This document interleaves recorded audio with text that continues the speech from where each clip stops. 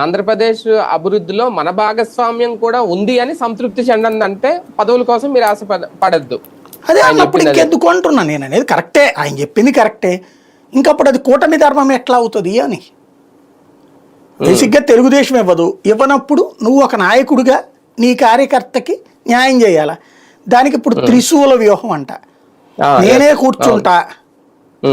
ఎందుకంటే వీళ్ళు, నేను చాలాసార్లు చెప్పా, పవన్ ఏమనలేక నాదెల మనోహర్ని తిట్టడమో లేకపోతే కనుక ఇంకొకళ్ళను తిడతా ఉంటారు. అసలు సమస్య అక్కడ పవన్. నిర్ణయాధికారం అనేటటువంటిది చేతిలో ఉంది పవన్. అంతే.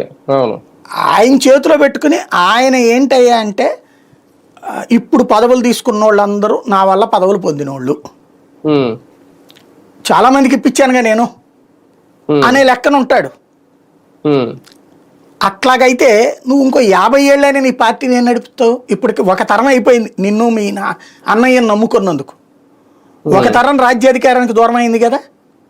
2009 అప్పుడు 18 ఏళ్ళు ఉన్నోడు అనుకుందాం ఒక అతను, ఇది 25.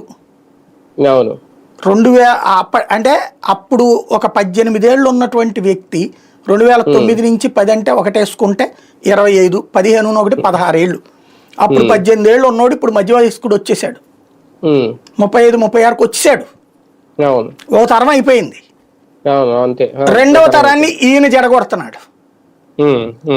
రెండవ తరాన్ని కాపు సామాజిక వర్గంలో రెండవ తరం